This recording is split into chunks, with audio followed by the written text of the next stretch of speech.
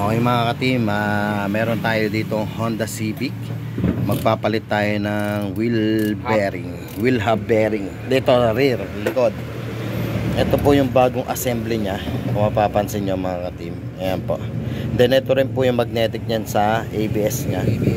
Yan. Ingatan nyo po yung ABS. Tuturo namin kung paano magpalit ng wheel hub bearing mismo sa Honda. Okay, start. Luwagan natin yung mga bolt. Luwagan natin muna. Tanggalin natin ABS. Tanggalin natin ABS mga tapos yung brake caliper. Unahin bago ito. Medyo bilisan mo para hindi humaba yung video, no? Ayan. Pakilala ka muna, oh. Bird. Tumingin ka muna rin. Mga drive. Hindi na, sige na. May manual mo na. Para mabilis. Ngayon ko palang gagamit doon. Hindi na. Parang ayaw yata ng bata ko, Huwag mo nang gamit ang air drive. Putang ina. Tanggal tayo ng mga bolt. Start dito sa likod. Yan. Lahat yan, pati ABS. Diyan sa may yung bolt dyan sa may brake fluid. Tapos yung sensor, huwag mo kakalimutan. Ito yung sensor. Ito yung sensor natin. Mapapansin mo. Kailangan rin natin tanggalin yan pag maghuhugot tayo ng mismong wheel hub. Tapos tanggalin rin natin yung negative battery. Huwag nyo kakalimutan. Tanggalin natin tong caliper para mas mabilis natin mahugot kagad. Mabilis lang po nito, magpalit. Basic lang po para sa inyo. Para sa mga gusto mag DIY, napakadali lang po kung paano magpalit ng wheel bearing. Yakang nila yan. Yan, tanggalin natin yung ABS. Yan. Sa mga gustong malaman kung ano yung tsura ng ABS, eto, papakita ko sa inyo.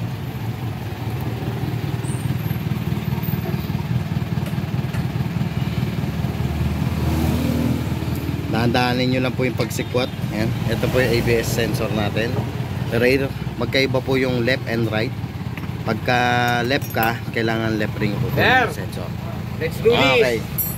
Ngayon, hugutin na natin yung rotor.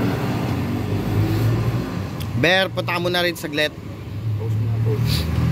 Hindi na, dire-diretso na para mas maganda.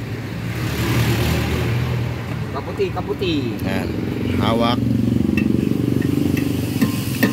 Dahil may pagkaluma na yung nya, bolt nya, ang gagawin natin, sino lang muna. tirahin lang natin ng para umikot. Wala na, puro kalawang na. Kalawangers na. Then papalitan na lang natin ng bagong bolt. Palitan natin bagong tornilyo yan. Kailangan meron rin ho kayong pambit pagka ganyan, para mapalitan ng bago. Ayan, papalit sila.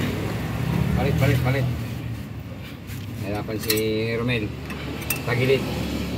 Taligid.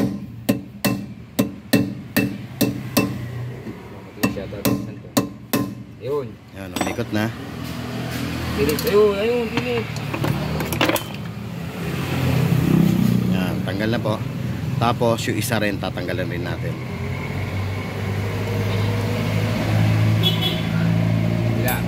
Bila. Tanggalan rin natin.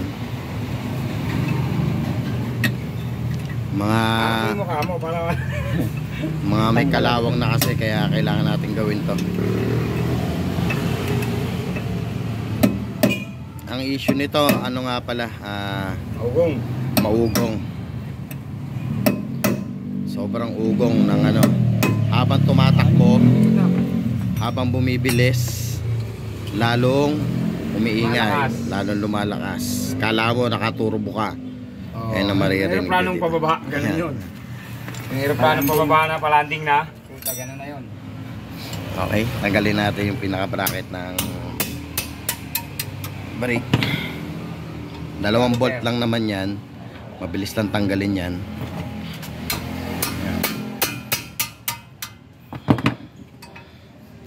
May butas dito, yan, uhulog natin. Patay. Kanal, may butas yung kanal Hindi, mabilis mahulog yan. Anong sukat niya? 14. Okay, 14 mm. 14 mm. Para matanggal natin yan.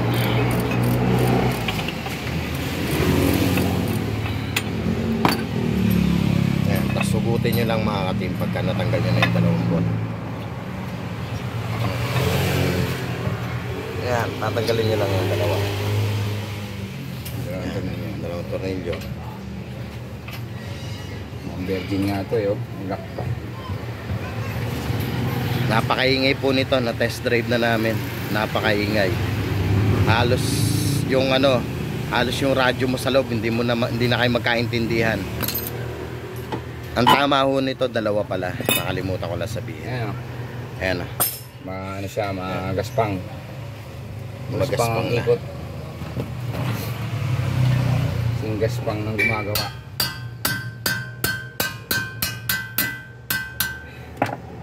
Mamaya ka na tumawag, may tumatawag sa atin. Mamaya na para hindi maputol yung video natin. Tapos may 4 na bolt tayo mga katimen. No need na po i-ano to ha. No need na po ipa machine shop no. Kasi buong hub na po kasi siya. Kaya kahit hindi na natin ipa machine shop yan, ipapasok lang natin yan doon sa 4 na bolt. Pag napasok na natin yan, goods na po yan. Higpitan nyo lang yung 4 na tornilyo para maikabit nyo naman to.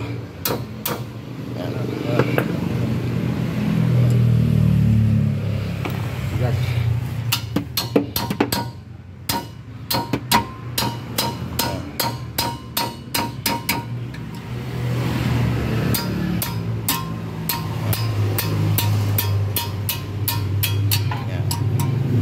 Yan, hindi na namin ginamitan ng air drive kasi nga para makita nyo rin kung paano yung diskarte namin, kaya hindi na kami gumamit ng air drive. Pero kung gagamitan namin, napakabilis lang po nitong gawin. Pero dahil nga syempre hindi naman lahat na nagdi-DIY is may air drive, kaya ima-manual natin kung paano natin gagawin. Antayin natin mahugot para makita nyo kung ikot ng bearing na to. Yan, maluwag na. Yan, tatanggalin na lang natin yung mga bolt mga katim. Okay, tanggalin mo na. Easy guys. Dito nga sa kabila, parang madilim dito. Yan, puro ka doon ng konti na.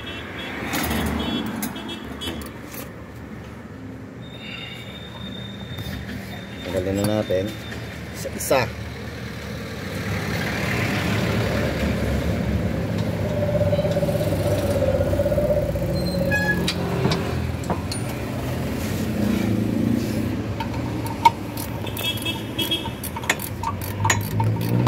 Gamitan ng ratchet para sa pagluwag, kasi pag pinersan nyo na ratchet nyo, anong mangyari mer? Sira ang ratchet mo. Sayang ang ratchet, mahal rin yan, kaya kailangan hindi naman sobrang proper tools. Diskarte tinatawag. Yan tama, diskarte. Proper tools na tinatawag dyan eh. Diskarte. Tamad yung mekaniko maghanap, di diskarte na lang. Hindi nga natin ginamitan ng air drive para kasi hindi naman lahat na nagdi-DIY is may air drive, di ba? Hawakan ko na. Wag. Oh, sige, hindi, ayan. Maluwag yan eh. Ayan, oh. Para hindi bumagsak. Ayan pa sa taas. Okay, yan. Hawakan ko para mas maganda ko.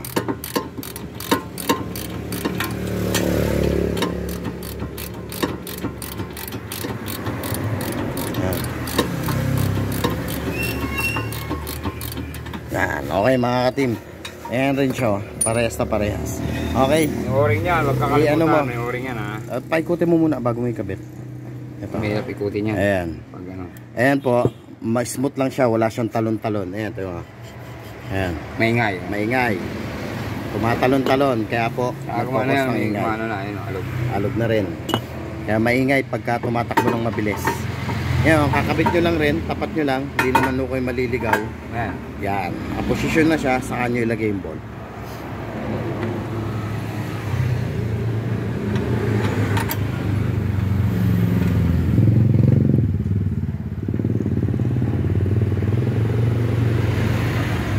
Ganun lang ho kadali mga katim, kung kaya-kaya nyo naman. Basta meron kayong tools yan, tapos na yan, papaikot na lang natin. Yan, smooth na po siya mga katim. Okay mga katim, hanggang doon lang ang ating video. At nakita naman natin kung paano kinalas. Ganon rin po pagkabit. huwag nyo kakalimutan po. Balik-balikan nyo lang yung video namin para makita nyo. Kailangan wala sa sobrang tornilyo. Kailangan wala reserva. Okay po mga team at maraming salamat. At sa patuloy nyo ang pagsuporta sa aming Team Dan Jose Auto Repair Shop and then sa aming YouTube channel. Maraming salamat. Honda Civic issue habang bumibilis may ugong na tunog. Okay, thank you. Maraming salamat. Goodbye.